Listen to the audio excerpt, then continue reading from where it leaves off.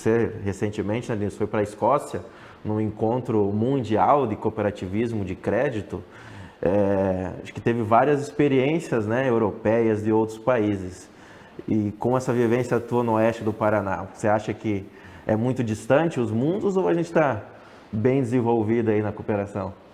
Realmente tivemos essa oportunidade de conhecer o cooperativismo mundial. Nós participamos aí uma bateria, né, de eventos, né, internacionais e nacionais. Então, participamos da VOCO, né, conhecido o evento, reúne todas as cooperativas do mundo. Então, nós estávamos lá em 46 países presente com pessoas dos 130, 140 que já tem cooperativismo presente. E lá nós podemos conhecer a experiência de outros países, o que estão trabalhando com o cooperativismo.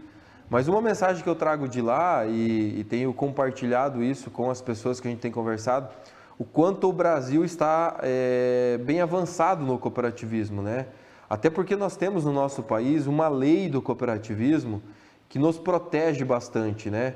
Hoje o cooperativismo, com os seus princípios, que é originário lá de Rochdale, de 1844, enfim, mas a lei do cooperativismo de 74 traz para nós segurança no trabalho, na constituição, na organização e na manutenção da organização, né?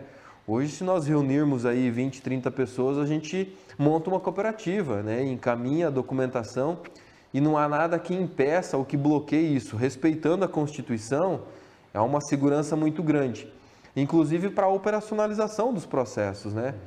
Então, deu para perceber lá, conversando com outros países, que há alguns desafios, né? Nós temos países que não têm marco regulamentatório, né? Que não tem uma lei presente, que não tem algo que dá segurança para a atividade do cooperativismo, muito diferente do Brasil, que já veio aí no segmento de alguns países da Europa que já está bem avançado, né? Mas na América do Sul, nós do Cressol temos participado aí de um projeto de expansão em outros países, a exemplo do Equador, Chile, né, Argentina, próprio Paraguai. Inclusive nós estamos recebendo visita. Provavelmente agora, nos próximos dias, ainda esse ano, nós vamos receber um grupo do Equador aqui visitando Foz do Iguaçu e essa macro-região aqui para conhecer o cooperativismo. São países que não têm a lei do cooperativismo presente no país, estão ainda gatinhando para implantar e para começar as primeiras cooperativas a serem reconhecidas como um trabalho. Então, acho que isso é um grande contexto a nível mundial e temos que, né, louvar o nosso trabalho no país, no Brasil, frente ao cooperativismo. Nós temos sim aqui na nossa região outras cooperativas, como as de produção e comercialização, que fazem um belo trabalho, inclusive tem ajudado muito o desenvolvimento regional e local aqui. Acho que isso é fruto desse companheirismo, desse pertencimento que o próprio cooperativismo entrega. Claro, né? Eu acho que levar esses valores, esse princípio é importante, porque são valores e princípios essenciais, né, na nossa comunidade. E você falou bem das leis, né, lá da década de 70, que regulamenta o cooperativismo e é bem direcionada, né, para esses princípios que fazem uma cooperativa, de fato, ser uma cooperativa. Eu vejo que o Cressol sempre tem esse esforço de levar não só esses princípios, como os valores cooperativistas, né? Mas pegando alguns dos princípios, muitos que estão fora do cooperativismo, até mesmo são cooperados, né? Como falei, veem as cooperativas como empresa algumas vezes, principalmente as de produção. Eu vejo que os alunos nossos não têm alguns esse sentimento de pertencimento que a cooperativa faz, né? Vamos pegar alguns dos princípios aí dos 7 do cooperativismo, né? Adesão livre, né?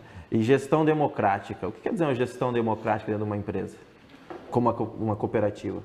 Fábio, os princípios do cooperativismo, eles são históricos, né? Eles nasceram com os tecelões, quando criaram esse modelo de negócio que veio a ser chamado de cooperativismo, lá em Rochdale, lá quando eles estavam passando por muitas dificuldades, né? 27 homens e uma mulher, né? Era 28 pessoas que constituíram esse modelo. E na construção desse trabalho, eles começaram a ter problemas, né? Porque era um grupo de pessoas e precisavam discutir as suas atividades, como organizar aquilo. E aí, de repente, eles resolveram criar uma espécie de regra né, de como conduzir aquilo. E aí veio o primeiro princípio, que é o livre admissão involuntária.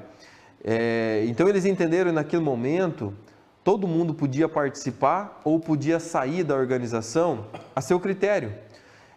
Mas estando dentro da organização, precisava cumprir e respeitar as regras e a metodologia daquele grupo. Então, se eu estou aqui, eu faço parte disso. Mas se eu não concordo com isso, e aí com o princípio da gestão democrática, a minha opinião não for aprovada pela maioria, eu preciso acompanhar aquilo que a maioria define. Então, gestão democrática também é um dos princípios do cooperativismo. Então, em algum momento, houve discussões sobre temas. Então, eles entenderam que eles precisavam criar uma regra. Bom, a regra aqui é a gestão democrática. Todo mundo pode dar a sua opinião, mas a gente vai para uma votação. E aquilo que for decidido, todos devem acompanhar. E aquele que não concordar, pelo primeiro princípio da livre admissão involuntária, fica à vontade também para se retirar, né? E aí nós temos a questão do princípio da economia, do ponto econômico, né, que a pessoa acaba acreditando um certo fundo de capital, uma joia naquela organização. E enquanto ele está na organização, ele tem esse recurso aportado, mas a hora que ele sair, ele pode retirar esse recurso também. Então, todos os 7 princípios, Fábio, têm essa história de uma necessidade daquele grupo, né, sobre um regramento de trabalho, e eles foram criando isso. Nós temos aí o 5º princípio, que me encanta bastante, que é da formação e o repasse da informação. Então, entre eles, naquela época e até hoje, cada pessoa tem um conhecimento, tem uma formação, tem uma capacidade de produção. Então, nos princípios do cooperativismo, isso é compartilhado. Então, há um livre fluxo de informações entre os participantes. Porque aquele que entende de contabilidade, aquele que entende de administração, aquele que entende de produção, aquele que é bom vendedor, aquele que é bom comprador, tudo isso é compartilhado nesse contexto do cooperativismo para a gente ter o melhor resultado.